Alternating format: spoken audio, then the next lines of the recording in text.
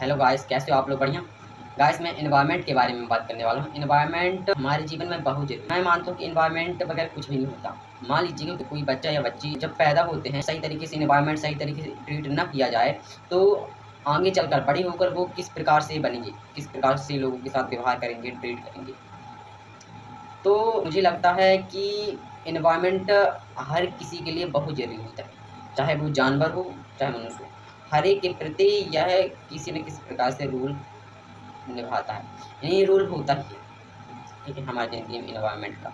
तो हमें एनवायरनमेंट यदि सुरक्षित तरीके से अच्छा एनवायरनमेंट मिलेगा तो हम अच्छे होंगे। एनवायरनमेंट यदि खराब मिलेगा तो खराब ही होगा जीवन।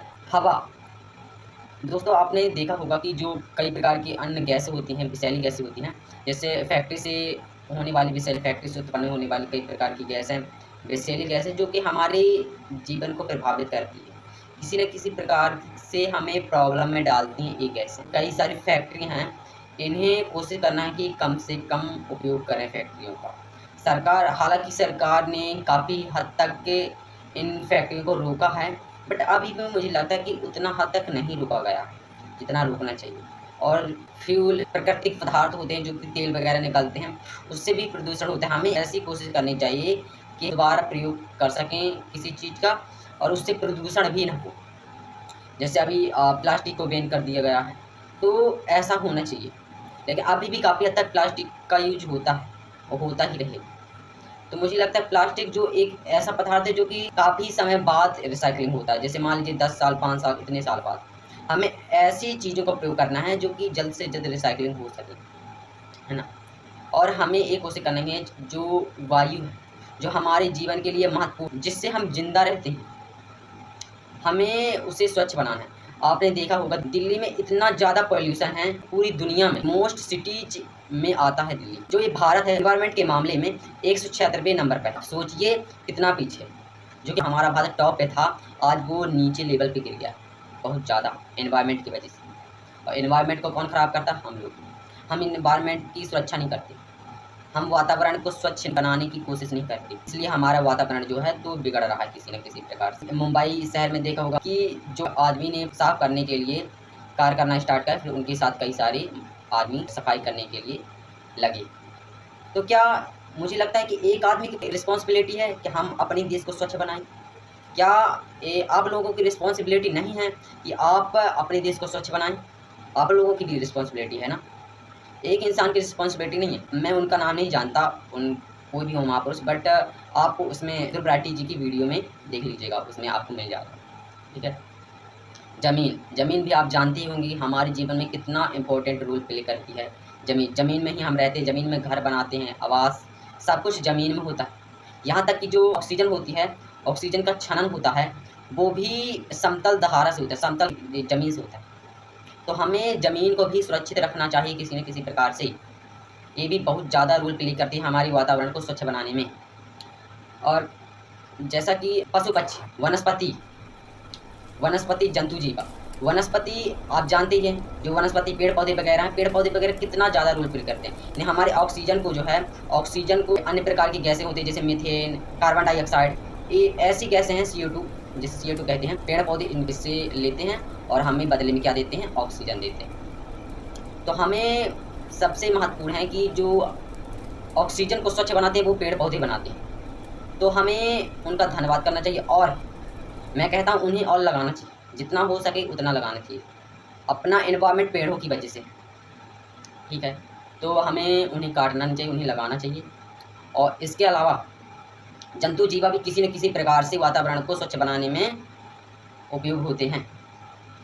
जैसे मान लीजिए कोई फसल है, तो जो कीड़े-मकोड़े होते हैं, वो जब वो ख़त्म हो जाते हैं तो मतलब वो मिट्टी में मिल जाते हैं, तो उससे खादों का निर्माण होता है। तो कभी मैं कहता हूँ कि हर एक चीज़ एनवायरनमेंट में किसी न किसी प्रकार से प्ले होती है। इसलिए हमें जो है तो एनवायरनमेंट को सुरक्षित रखना चाहिए, हर एक चीज़ को जो प्राकृतिक रूप से हैं, उसे स्वच्छ बनाने की कोशिश करनी चाहिए, ठीक है? और इसके अलावा जो है, तो हमें जो एनर्जी है, जो सरकार की तरफ से एनर्जी है, इस एनर्जी को बचाकर इस एनर्जी को बचाना चाहिए और जो रिन्यूएबल एनर्जी सोर्सेज़ हैं, उनका प्रयोग करनी चाहिए। जैसे कि सूर्य हो गया, पानी हो गया, हवा हो गया, है ना? इन जैसी बड़ी सोर्सों का उपयोग करना चाहिए। जिससे कि हमें एनर्जी की बचत होगी और हम एनर्जी का उपयोग भी कर पाएंगे, है ना।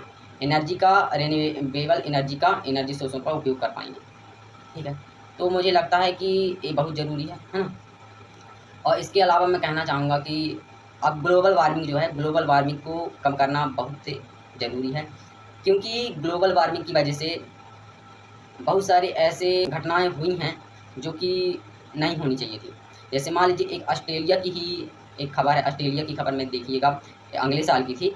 तो वहाँ पे क्या है कि ग्लेशियर ग्लेशियर यानी बर्फ़ पिघल रही, बर्फ़ पिघलते पिघलते पानी के रूप में परिवर्तित हुई और कम से कम बताया जा रहा था कि 15 फीट तक ऊंचा पानी वो शहर की तरफ जा रहा था। तो यही खुशकिस्मती कि मुझे उतना पता तो नहीं है, बट कुछ कह सकता हूँ कि एक आध शहर जो होंगे तो इस मुश्किल से जूझे होंगे, लेकिन ज़्यादातर हानि नहीं हुई। तो हमें अभी भी समझना चाहिए कि कितना खतरनाक है ये हमारे लिए। अभी जापान में जो है तो ज्वालामुखी फटते हैं। शायद ऐसा समय ना आए जो कि हमारे भारत में ज्वालामुखी फटने लगे, है ना। इसलिए हमें इसे रोकना चाहिए, ठीक है। और भी कई सारे ज्वालामुखी के उदाहरण हैं, ठीक है।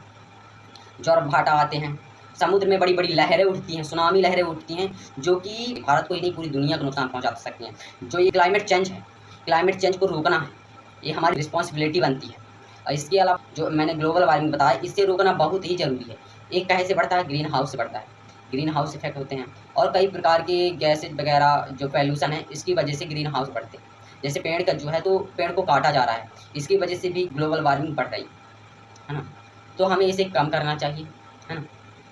और इसे समझना चाहिए और इसे समझदारी से काम लेना ही हमारी समझदारी है। यदि हम आज नहीं समझेंगे तो आगे चलकर और भी दिक्कतों का सामना करना पड़ सकता है। मुझे लगता है आप समझ गए होंगे और क्लाइमेट चेंज के बारे में ज़्यादा से ज़्यादा ध्यान दीजिएगा। क्लाइमेट चेंज हमारी दुनिया में बहुत ही इम्पोर्टेंट है, जो कि हमें इसे रोकना, क्लाइमेट चेंज को रोकना। क्लाइमेट चेंज एक ऐसा चेंज है जो कि हमारी पृथ्वी को ख़त्म कर सकता है, हमारी धरती माता को ख़त्म कर, हमारी भारत माता को ख़त्म कर सकता है। इसलिए आपको संभलना होगा और इस पे एक्शन लेना होगा कि किस प्रकार से हम अपने एनवायरनमेंट को बचा सकते हैं, अपने वातावरण को बचा सकते हैं। और मैं क्षमा चाहता हूँ, जो मुझसे गलती हुई हो उसके लिए मैं क्षमा चाहता हूँ। So thank you so much. आप समझ गए होंगे कि हमारे एनवायरनमेंट को बिगाड़ना कितना खतरा है। और बताना चाहूँगा समानता के बारे में, पिछली वीडियो में मैंने उतना नहीं बताया, लेकिन समानता के बारे में बताना चाहूँगा कि समानता जो है, तो समानता भी सबसे ऊपर है।